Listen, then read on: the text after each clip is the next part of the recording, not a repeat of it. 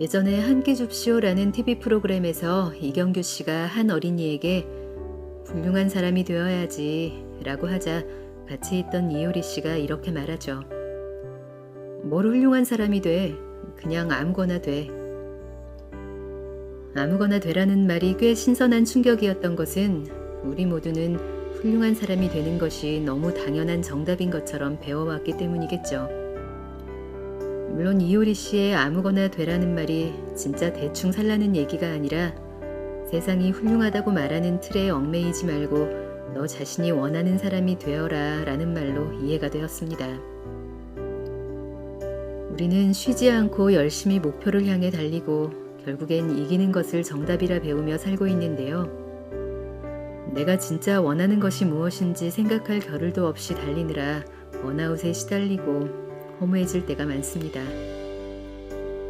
애나의 다락방 라디오 오늘 소개해드릴 책은 바로 그런 사람들에게 멈춰서도 괜찮다, 아무것도 하지 않아도 괜찮다 라고 토닥이며 위로해주는 책 정희재 작가의 아무것도 하지 않을 권리입니다. 이 책은 우리가 무엇이 되어야 한다는 생각, 그리고 무엇을 해야 한다는 생각조차 내려놓는 순간에 찾아오는 진정으로 살아있다는 실감과 그 소중한 기회들에 대해 이야기합니다.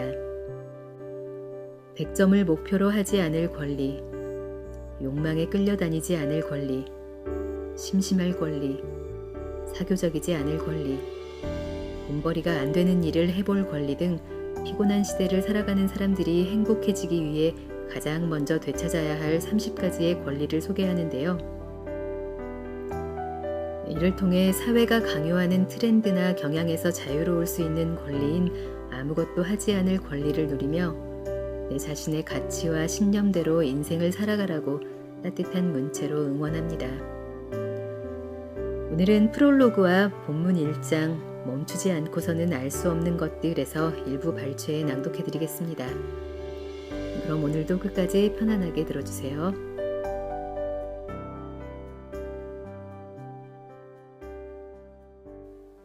프롤로그. 우리는 여전히 우리 자신이다. 돌이켜보면 아무것도 하지 않은 것 같은 나날을 보낸 덕분에 지금의 내가 있다. 본격적으로 살아보기도 전에 은퇴한 것 같다고 스스로 낙담하던 시절이 있었기에 오늘날 글을 쓰며 살고 있다. 철저히 아무것도 아니었기에 모든 것일 수 있었고 손에 쥔 것이 아무것도 없었기에 더 많은 것들을 꿈꾸었다.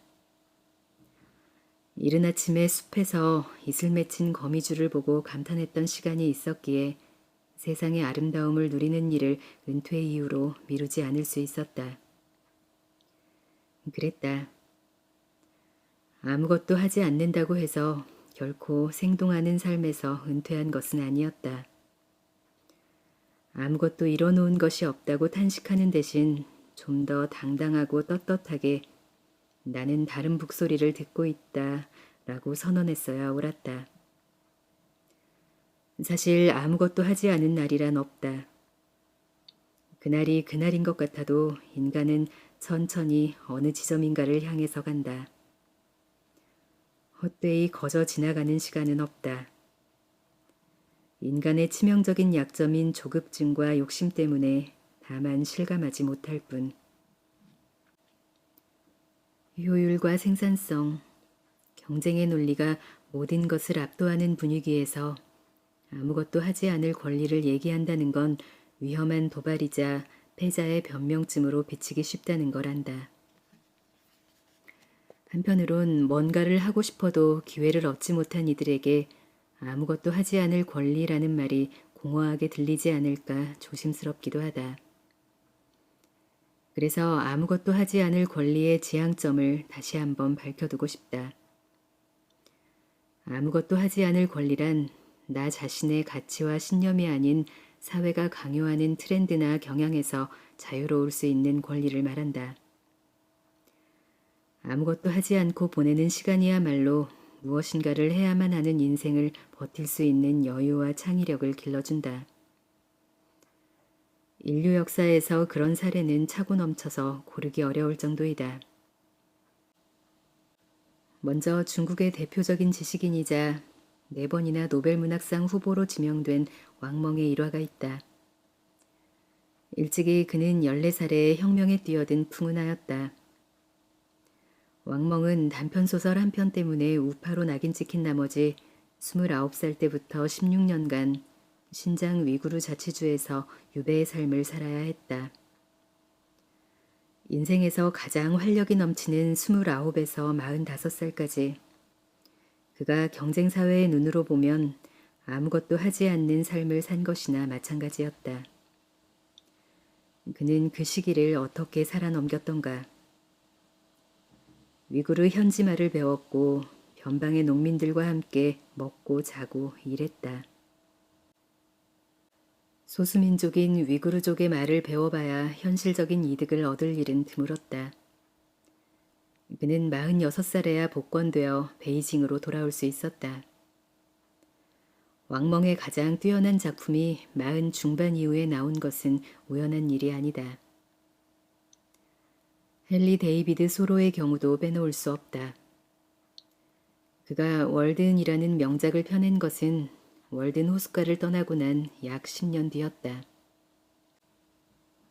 책이 나오기까지 그리고 일생 동안 소로에게 콩코드 숲에서 보낸 2년 2개월의 시간이 얼마나 큰 정신적 자산이었는지는 새삼 강조할 필요가 없다.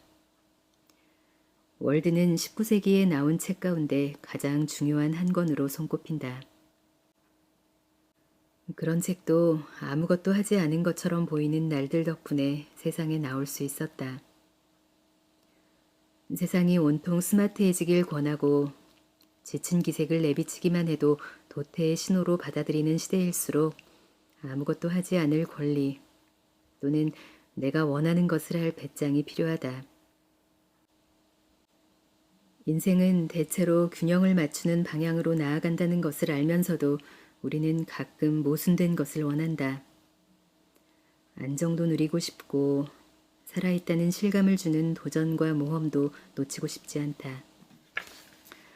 남이 가진 것만큼 가지고 싶으면서도 소박하고 단순하고 생태적으로 올바른 생활이 주는 윤리적인 기쁨도 맛보고 싶다.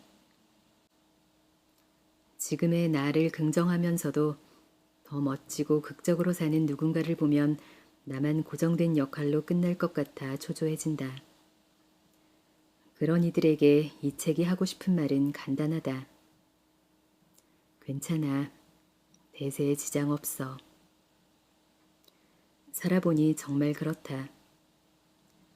그것 아니면 인생이 끝장날 것처럼 우리를 옴짝달짝 못하게 만드는 것들을 놓친다고 해도 실상 대세에는 큰 지장이 없다. 우리는 여전히 우리 자신이다.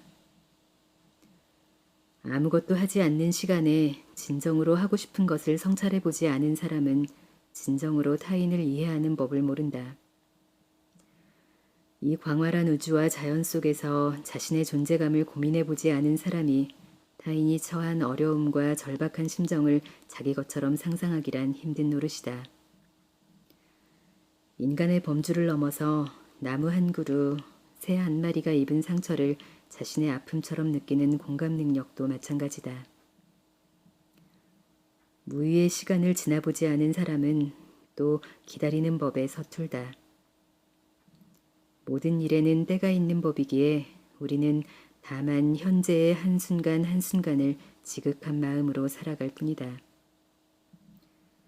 아침에 아무것도 아니었던 일이 저녁에 일어나는 엄청난 일의 씨앗이 될 수 있다.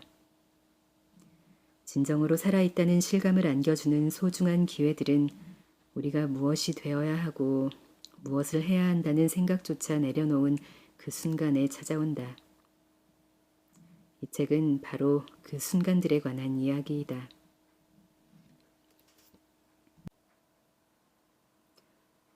자신만의 속도로 걷는다는 것. 경보라는 스포츠 종목이 있다. 정해진 거리를 빨리 걸어서 승부를 내는 운동이다. 경보에는 2가지 중요한 규칙이 있다. 2발이 동시에 땅에서 떨어지면 안 되고 몸을 지탱하는 쪽 다리를 굽히지 않고 쭉 펴져야 한다. 그래서 경보 선수들이 빨리 걷는 걸 보면 엉덩이를 좌우로 흔들면서 춤추듯이 앞으로 나가는 것처럼 보인다. 경보에서 가장 힘든 건 좋은 기록을 내는 것도 육체의 한계를 극복하는 것도 아니다. 그건 바로 뛰고 싶은 욕구를 참는 거다. 뛰면 두 무릎을 자유롭게 구부렸다 펼 수도 있고 당연히 목적지에 훨씬 빨리 도착할 수 있다. 하지만 경보 선수는 뛰는 순간 실격한다. 가장 중요한 경기의 규칙을 어겼으니까. 정답과 고린 지점이 눈앞에 뻔히 보여도 자신만의 보폭으로 뚜벅뚜벅 걸어가는 것. 과정을 생략하고 결론에 바로 도달하고 싶은 조급함을 참는 것. 인생은 경보 경기와 닮아있다.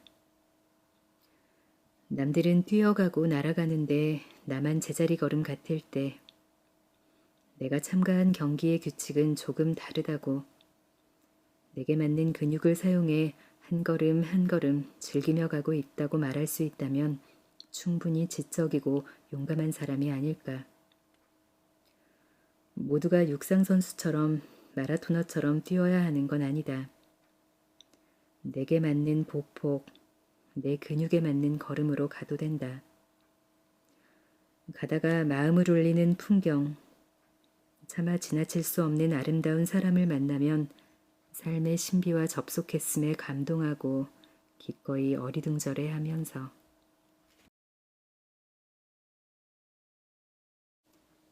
왜 우리는 마음 편히 쉬지 못하는 걸까? 정토회를 이끌고 있는 법륜 스님이 군사독재 정권 시절 공안 당국에 끌려가 고문받은 얘기를 들려준 적이 있었다. 고문받을 때 언제가 가장 무서운지 알아요? 전기고문? 물고문? 아니에요. 고문받는 순간보다 잠깐 쉴 때가 더 살떨리게 무섭습니다. 쉬는 동안 고문하던 사람들은 자기들끼리 잡담을 나눕니다. 아이 성적이 안 올라서 고민이라는 둥, 퇴근하면 술 한잔 하자는 둥. 그런데 난 휴식이 끝나면 다시 시작될 고문에 대한 공포 때문에 얼어붙어 있는 거예요. 일에 코를 박고 살아가다 막상 휴식의 순간이 다가오면 종종 스님의 말씀이 떠오르곤 한다. 진이 빠지도록 달리다가 모처럼 쉴 수 있는 기회가 온다. 그런데 달리는 데만 익숙해져 있다 보니 잘 쉬기는커녕 불안에 시달린다. 마치 다음 고문은 얼마나 고통스러울까, 과연 견뎌낼 수 있을까 고뇌하는 사람처럼. 책을 쓸 때면 내 생활 반경은 아파트에서 키우는 애완견만큼이나 좁아진다. 갇혀 사는 개들이 산책 시간을 기다리듯 나도 해질 무렵의 외출이 크나큰 낙이 된다. 대신 개들은 결코 하지 않는 일도 한다. 익숙해져 있던 유무선 네트워크를 잠시 뒤로 하고 손편지를 쓰거나 라디오를 듣거나 들숨과 날숨이 배와 등뼈를 타고 오르내리는 것을 느리게 지켜보는 것 따위의 일들을. 하루하루는 규칙적으로 흘러간다. 비가 오거나 바람이 심하게 부는 날은 산책을 나가지 않는다. 창밖을 통해 동네의 낡은 지붕들이 더 낡아가는 것을 본다. 커피를 내린 뒤 원두 찌꺼기가 담긴 여과지를 접시에 올려놓고 냄새를 맡기도 한다. 그리고 먼 대륙의 아스라한 흙냄새, 마른 햇빛 냄새가 내게 도착하기까지의 여정을 상상하곤 한다. 작업하는 시기가 하필 봄꽃들이 튀밥 터지듯 펑펑 피어나는 봄날이나 단풍으로 산이 물드는 가을이면 괴롭다. 계절의 관찰자가 아니라 향유자가 되고 싶기에 대신 속다짐만 늘어난다. 이번 작업만 끝나면, 이번 일만 무사히 마치면 정말 푹 쉴 거다. 기네스북에 오를 정도로 재밌게 살 거다. 다짐하고 또 다짐한다. 그러나 이미 이 과정을 몇 번 거친 나는 알고 있다. 해야 할 일이 오직 휴식뿐일 때 정작 제대로 쉬지 못한다는 것을. 일을 하지 않는다고 해서 쉬고 있다고도 말할 수 없는 어중간한 상태로 시간을 흘려보내기 십상이라는 것을. 고등학교 교사인 지인이 있다. 작년 한 해 동안 열심히 준비하더니 올해 교육청에서 주관하는 연구 프로젝트에 선발되어 안식년을 맞게 됐다. 지인은 유난히 아침잠이 많은 터라 평소 출퇴근해서 자유로운 나를 무척 부러워했다. 그러다 마침내 소원을 이뤘으니 그 기쁨이 얼마나 컸겠는가. 겨울방학이 끝나고 학교가 개학하던 날 전화를 걸어온 그이가 선언했다. 난 오늘 천천히 걸어 다닐 거야. 아주 천천히. 멀리 나갈 일이 있어도 자동차는 안 갖고 나갈 거야. 지하철과 버스를 타고 천천히 다녀야지. 왜냐고? 다들 출근하는 날이잖아. 난 출근 안 해도 되는 첫날이거든. 지인의 목소리에는 교사 생활 10수년 만에 자유로운 아침을 맞는다는 설렘과 활기가 가득했다. 지인이 천천히 평일 아침에 거리를 걸으며 자유를 만끽하는 상상을 해봤다. 갓 구운 빵 냄새가 나는 카페에서 커피를 한 잔 마신다. 거리에는 어디론가 바삐 걸어가는 행인들이 보인다. 하늘은 쌀뜨물을 엎질러 놓은 것처럼 하얗고 새들은 전깃줄에 앉아 햇볕을 즐기는 아침. 아무것도 하지 않아도 되는 아침을 생각하니 내 마음도 두근거렸다. 진정으로 휴식을 갈망하며 준비해온 사람은 그 시간에 전념할 줄 안다. 잘 쉬는 것. 그 단순한 일에도 용기와 지혜가 필요하다는 걸 그이는 잘 안다. 일상이 품고 있는 만성적인 권태는 휴식의 시간이 왔다고 해서 그리 만만하게 물러나지 않기 때문이다. 일본 가고시마의 요론섬은 휴대전화도 잘 터지지 않는 외딴 곳이다. 이곳에 두 여인이 도착해 여행 가방을 끌고 공항 로비를 나선다. 한 여인은 이 섬에 정기적으로 찾아오는 젊은 할머니 사쿠라 씨. 또 한 명은 조용히 쉴 곳을 찾아 이 섬으로 처음 휴가를 온 중년의 교수이다. 일본 영화 안경은 이렇게 시작한다.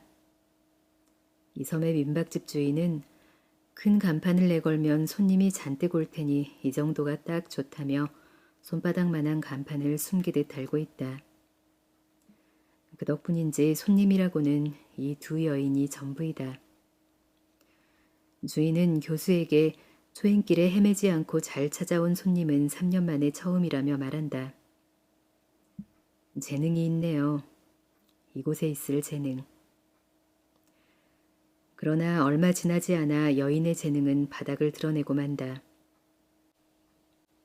사람들이 잘 찾지 않는 섬과 특별한 민박집을 예약한 것.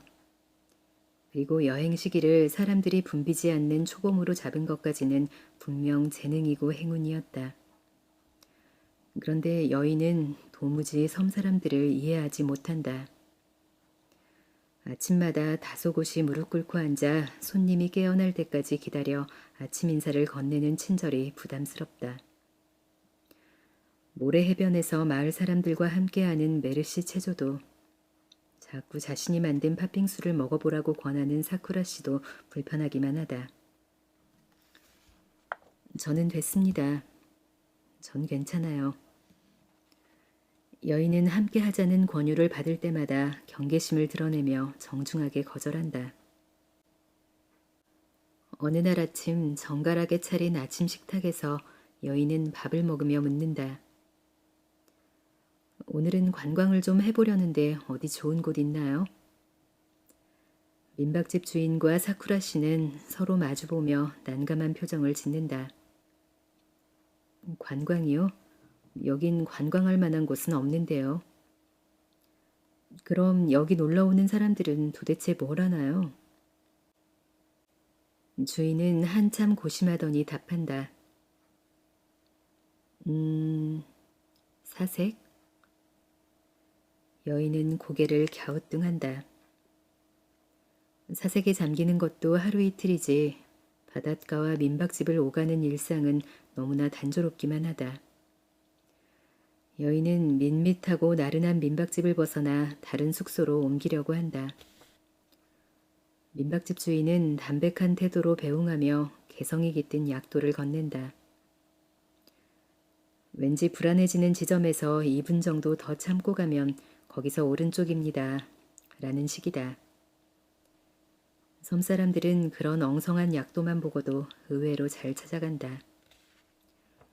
왠지 불안해지는 지점에서 조금 더 가니 정말 갈림길이 나오고 그곳에서 오른쪽 길로 들어가자 목적지가 나온다. 그 약도는 효율과 합리, 계산의 틀을 벗어나 타인의 마음에 이르는 지도였다. 좌충우돌한 끝에 다시 처음의 민박집으로 돌아온 여인은 드디어 이 섬을 즐기는 방법을 터득하게 된다. 매일 아침 해변에 나가 바다를 바라보며 사쿠라 씨가 이끄는 체조에 참여한다.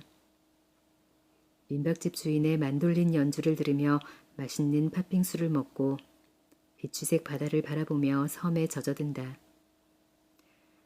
그처럼 마음을 열고 타인과 자연 속으로 스며들자 지루한 것만 같던 섬 생활에 갑자기 활기와 자유가 넘친다.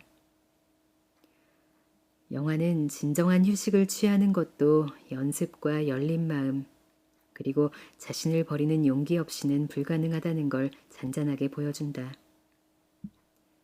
휴식이란 자신을 그대로 보존하는 것이 아니라 지금까지와는 다른 세계로 훌쩍 점프할 수 있는 기회이기도 하다는 것을. 가끔 영화 속 민박집 주인의 대사가 생각나곤 한다. 당신은 이곳에 있을 재능이 있군요. 과연 나는 이 지구에 머물 재능이 있을까? 그 재능은 어쩌면 집요하고 끈질기게 목표를 향해 내달리는가, 성공을 위해 과감하게 결단할 수 있는가 보다는 지금까지의 내 방식을 버리고 세상의 아름다움에 젖어들 수 있는가로 판가름 나는 것일지도 모른다. 일의 성패가 아니라 제대로 쉴 수 있는지 여부로 말이다. 가만히 두면 마음은 금방이라도 계획과 근심의 세계로 달아날 것처럼 요동친다. 행복을 현재에 단단히 묶어두기 위해서라도 제대로 쉬는 연습이 필요하다. 오스트리아의 경제학자 요제프 슌페터는 자본주의 사회에서 기업이 경쟁을 벌여야만 하는 유일한 상대는 곧 시간이라고 말했다. 세상에 시간을 경쟁 상대로 삼다니. 인간이란 얼마나 무모하고 불행한 존재인지. 후회와 슬픔, 극한의 피로에 이르러서야 마지못해 강제로 들이닥친 휴식을 받아들이는 운명이라니. 나도 한때는 빨리, 더 빨리 하며 닥달하는 세상의 외침에 기가 죽어 조금이라도 쓸모없이 흘러가는 시간을 줄이려고 애써왔다. 분단위로 촘촘하게 스케줄을 짜기도 하고 심지어 먹는 시간, 잠자는 시간을 아껴보기도 했다. 벤저민 프랭클린 이래로 유행하기 시작한 자기관리 또는 시간관리라는 괴물에게 칭찬받으려면 그렇게 살아야 할 것 같았다. 때로는 지친 몸이 내지르는 비명도 못 들은 척 달렸다. 짧은 시간에 몇 생을 거치듯 인생을 다양하게 극적으로 살아보려고 안간힘을 쓰고 나면 우울과 좌절, 불만족의 시간이 다가왔다. 얇은 표면만 얼어붙은 강물 위를 걷는 것처럼 위태롭던 날들.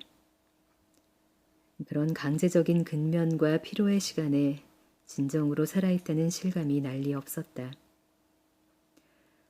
때로는 우리 내면에서 울리는 정지 신호에 귀 기울이는 것이 사치처럼 느껴질 때가 있다. 예상치 못한 실직이나 병을 얻어 마지못해 쉬어야 할 때가 그렇다. 이러다 영영 뒤처지는 것은 아닐까. 모두에게서 환영받지 못하는 존재가 되는 건 아닐까 불안해한다. 심지어 아무것도 하고 있지 않으면 죄책감마저 느낀다. 어렸을 때부터 한가로운 것, 빈둥거리는 것, 아무것도 하지 않는 것은 나쁜 것이라는 선입관을 주입받고 컸기 때문이다. 열심이란 말을 문자 그대로 풀이하면 열이 나도록 깊이 마음을 기울인다는 뜻이다. 바로 이 열심이 우리의 의식을 장악하는 이데올로기와 문화가 된 지 오래다. 이 문화에 저항한다고 해서 체포되지는 않는다. 그러나 감옥보다 더 무서운 건 열외의 인간이 될지도 모른다는 불안감이다. 우리는 살아도 너무 열심히 산다. 이 냉정한 신자유주의 경쟁사회에서 열심의 문화에 저항할 수 있는 사람은 두 부류라고 생각한 적이 있다. 속세의 관습에 무관심한 보헤미안이거나 아무것도 하지 않을 권리를 마음껏 누릴 만큼 부와 시간을 거머쥔 사람이거나. 이제는 안다. 결단과 용기만 있으면 입장할 수 있는 아무것도 하지 않을 권리의 세계가 아주 가까이에 있다는 것을. 질주하는 일상에 브레이크를 걸고 싶을 때면 장자를 펼쳐 아무 대목이나 읽는다. 무위의 철학, 무위의 효용성을 역설적으로 말해온 이 철학자를 나는 오래도록 사랑해왔다. 자신이 통제할 수 없는 것이 무엇인지 안다면, 그 피할 수 없는 자연의 순리를 따르는 법을 안다면, 그리고 평화롭게 사는 법을 안다면 이미 덕이 완성된 것이다. 그냥 그대가 할 수 있는 것을 하라. 무슨 일이 일어나든 그것이 좋은 것이다. 장자는 말한다. 완벽한 삶을 갈망하며 자신을 몰아세우는 것 자체가 우주의 조화로운 생명 법칙에 반하는 일이라고. 그냥 그대가 할 수 있는 것을 하라.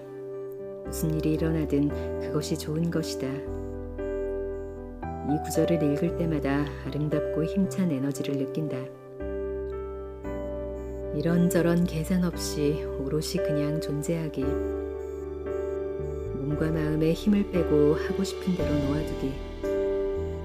이것만 가능해도 이 지구별에 머무는 재능을 터득한 것이나 다름없다.